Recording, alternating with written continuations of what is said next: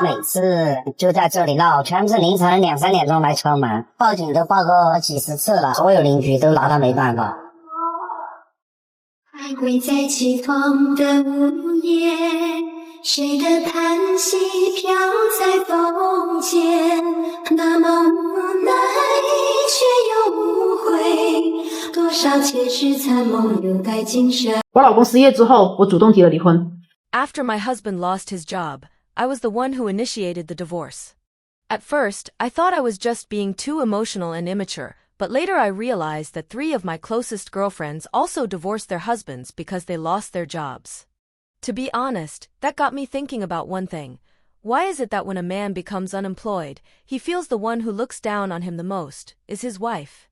My husband is not young anymore, he's already in his 40s. He used to work at a building materials company, and his position wasn't low. But in May last year, the company wasn't doing well, and combined with the fact that he was getting older, they ended up laying him off. In the beginning, he didn't tell me the truth because he didn't want me to worry. Every day he pretended to go out for work, saying he was meeting clients, but in reality, he was just drinking tea and chatting with friends to kill time. 2 or 3 months later, he couldn't hide it anymore, so he finally confessed to me. Actually, I didn't blame him at the time. I even comforted him, thinking that losing a job wasn't such a big deal. Life still has to go on, worst case, just find a new job. But what followed really broke my heart. He never went out to look for work again.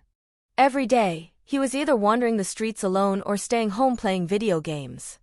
Life got more and more financially strained, and the uneasiness and frustration inside me grew deeper.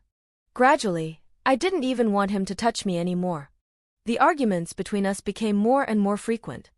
We'd constantly fight over the smallest, most trivial things.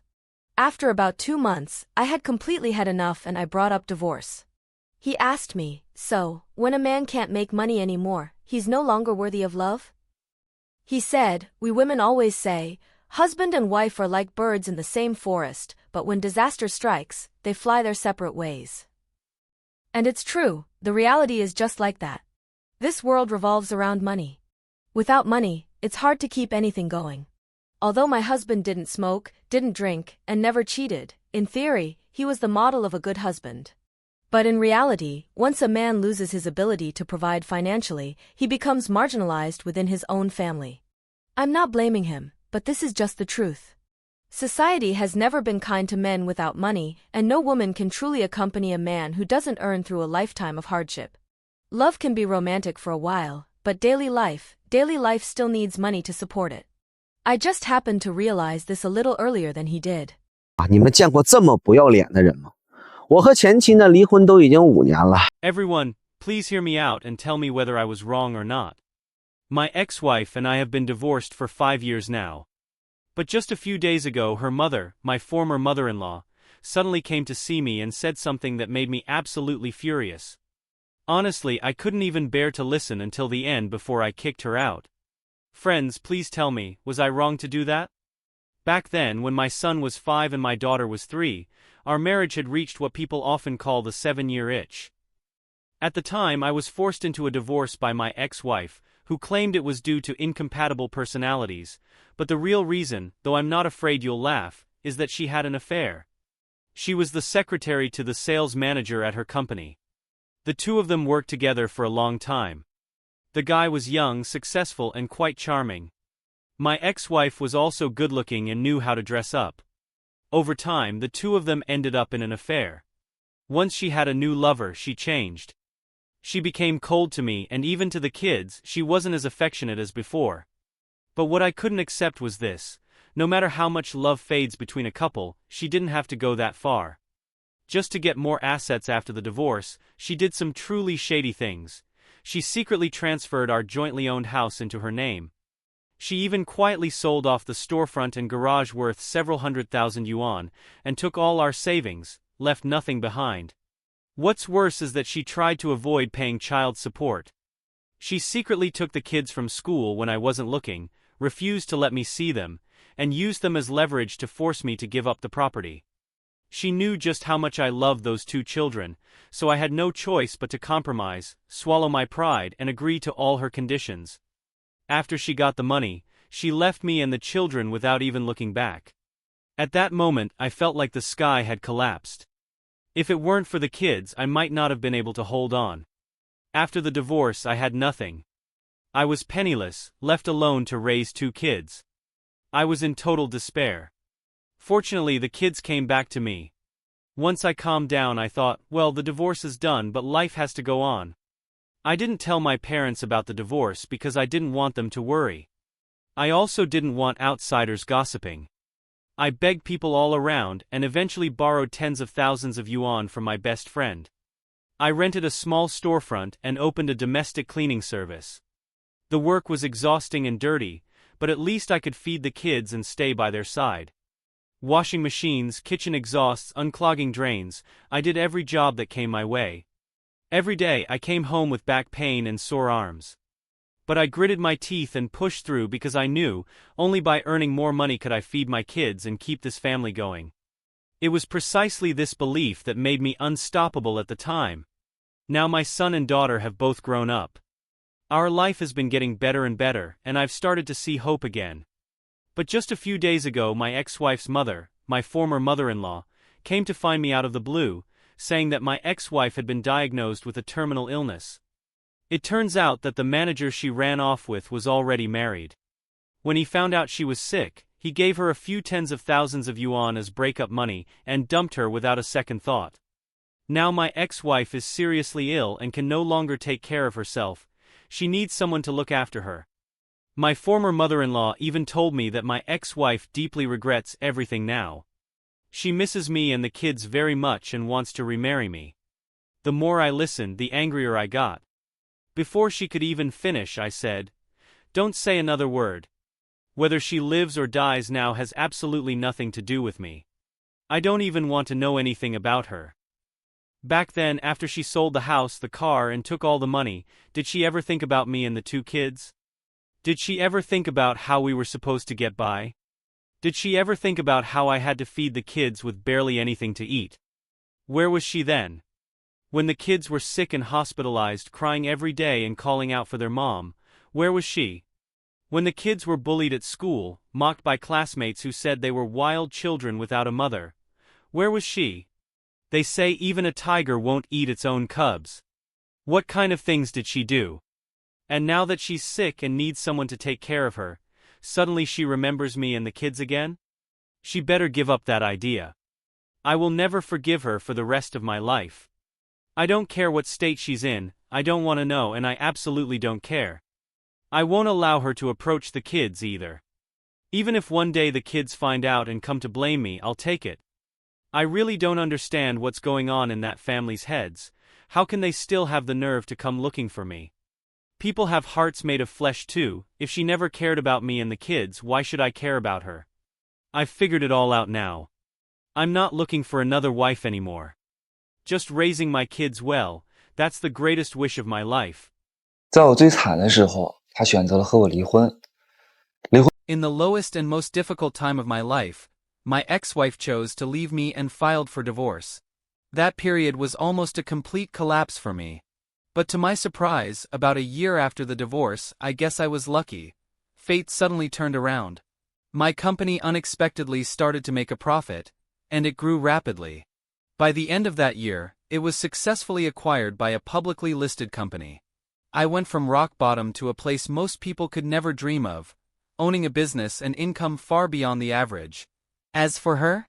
During those years, she also dated a few people, but none of them worked out in the end, and she ultimately ended up living alone.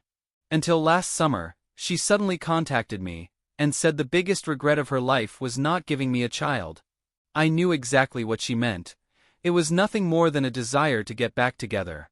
I thought about it very seriously for a long time, and in the end, I still didn't agree to let her come back to me. It wasn't because I held a grudge. My feelings had already changed. In fact, many friends around me were trying to persuade me, saying that after going in circles, if 2 people can find their way back to each other, they should cherish it.